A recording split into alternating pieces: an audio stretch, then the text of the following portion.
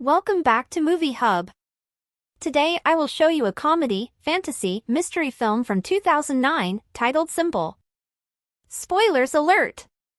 Watch out and take care. A Japanese man wearing very colorful pajamas wakes up in a white, empty room with no doors or windows and no apparent ceiling. When he approaches one of the walls for a closer look, he finds something peculiar sticking out of it, a protuberance shaped like a male member. After poking it a couple of times, he presses the tip, which causes hundreds of giggling baby angels to come out of the floor and walls, staying there only for a couple of seconds before they go back the way they come. One thing they leave behind, however, now all their members are sticking out of the wall and floor. This is the phase known as learning.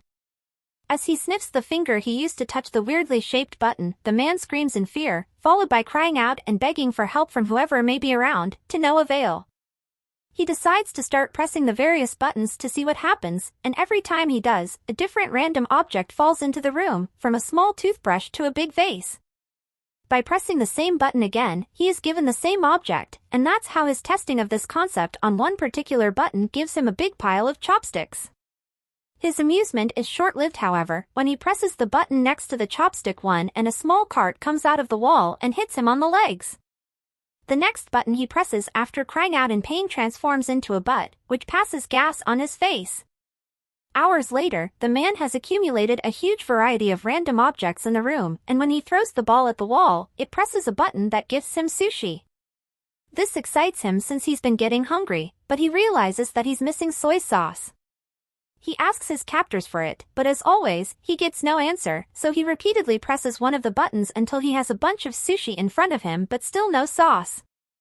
Giving up, the man proceeds to eat the sushi, which he finds rather delicious, and once he's finished the last piece, he presses the button for more, getting furious when a bottle of soy sauce finally shows up.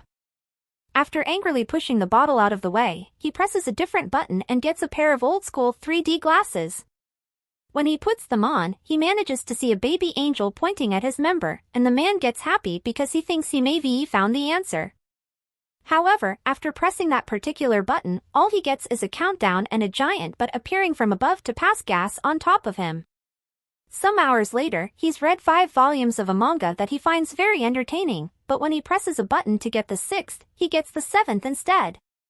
Frustrated, he starts trying other buttons, which give him 8 and 9 but still no 6. The last button he tries though, has an important surprise for him. It opens a section of the wall that hides a door behind it. The man celebrates this discovery, but in his excitement, he loses track of which button is the one that opens the exit. He tries one at random and shockingly sees an African tribesman run from wall to wall. The next one makes water fall on his head. The third one turns out to be the one he needs, and as soon as the wall opens, he runs to it, only to see it close on his face. His second try ends the same way, and it's then he realizes that the door stays open as long as the member tip is down, so he starts trying out different ways to achieve it. First, he goes for a runner position, pressing it with his foot.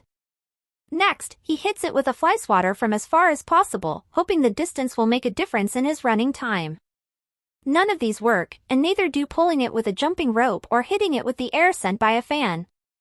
His following plan is to get on the cart and push it after pressing the button, but after a few tries, he comes to accept that he simply can't control it. What he needs to do is find a way to keep the button tipped down.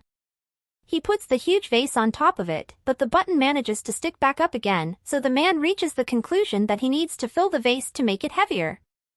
First, he tries the water button, but it's pointless. No matter how hard he tries to redirect the water, it only falls on him and nowhere else. His next attempt involves filling the vase with sushi, but it becomes so heavy he can't even pick it up.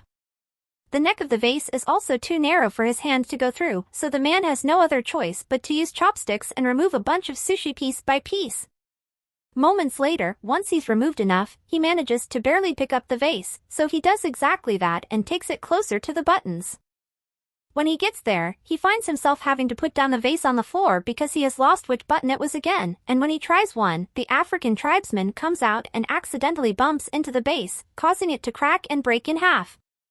This sends the man over the edge, who, as he freaks out and yells nonstop, finds the right button and begins covering it with sushi. This, of course, doesn't work either, and the little member pops up among the rice. Then the man tries covering the button with tape, followed by tape plus a steel plate, but nothing works. After taking some painkillers to deal with the pain caused by the door every time it hits him on his back and a nap as well, the man wants to wash his teeth, so he presses a button to get water. It was the wrong button though, and this one reveals a rope falling from the ceiling. This instantly improves his mood because it gives him an idea for a new plan. He opens the door, then uses the rope to swing himself across the room and make it before the door closes. Sadly, when he tries to open the door behind the fake wall, he discovers it's locked. He returns to the room just in time before the door closes, although it manages to hit him on his way out anyway, and in frustration, he kicks the wall, activating one of the buttons and revealing the key floating in the middle of the room. Like it happens with the door though, it goes away when the button perks out again, so the man must find a way to keep both the key in the room and the door open. First, however, he needs to find the button again, because he got distracted and lost it. By observing more or less where his foot would have landed when he kicked the wall, he chooses a button, only to get a dog coming out of the wall to bark at him. The same happens with the next button, but luckily, the third try is successful. While keeping his eyes and a pointing hand at the button, the man walks backward and grabs a piece of sushi fish that he takes back to the wall to mark the right button with. When he presses it, however, the dog comes out again. This time he finds the button faster and proceeds with his plan. He makes the rope appear and swings on it to reach the different buttons, but it is still enough. As he falls to the floor, he sees a plunger he had gotten from one of the many buttons, and gets an idea on how to solve his little issue. He can use the plunger to touch the wall and push himself farther. After one failed attempt, the plan goes smoothly, and the combination of swinging on the rope and pushing himself with the plunger allows him to press the button key, grab the key, press the door button, and reach the door before it closes. He wastes no time and inserts the key in the lock, quickly turning it, but when he tries to open the door, he finds a nasty surprise. It also has a separate lock on the top that requires 3 numbers to open it. The man rushes out, getting hit by the door as it closes, and in frustration, he throws the plunger at the opposite wall, activating the button that releases the African tribesman. As he watches him walk by, he realizes something. There are 3 numbers painted on his forehead, which must be the combination he needs. Since the time behind the door is limited, the man goes through the process of doing the whole swinging on the rope and jumping deal 3 times, 1 for each number to be put in. The third time, he stays there and opens the door, which is a bit stuck and he has to push extra hard to open it. When he finally manages to do so, the piece of wall behind him closes, leaving him trapped and without enough room to finish opening the door. Devastated, the man sits on the floor and starts crying, remembering all the fun he had with the objects he had gotten from the buttons. He had been locked there too, but at least he had room to move and entertainment, and now he realizes he didn't appreciate what he had while he could. Suddenly, he feels a breeze on his face coming from the left wall. As soon as he touches it, he finds a crack that indicates it's a fake. He wastes no time and pushes the panel open before running out of there, soon reaching a mysterious hallway floating in a pitch-black area. It feels like he spends an eternity running towards an exit, and when he finally makes it to a room, his hair is longer and the colors of his pajama have faded. This room is also empty and the door he uses closes as soon as he enters, but instead of baby angels, here there are adult ones, who also disappear into the wall and only leave out their members to be used as buttons. This is the phase known as practice. Meanwhile, in a city in Mexico, little Antonio's family is worried because the father, a wrestler known as Escargot Man, is behaving more taciturnly than usual. His wife thinks it may be because this next opponent is much younger than him, but the grandfather points out that what matters is experience, not youth. Escargot Man is picked up by his daughter's sister Karen on her truck and she drives him to the wrestling ring so he can start getting ready early, which includes changing clothes and praying to the Virgin.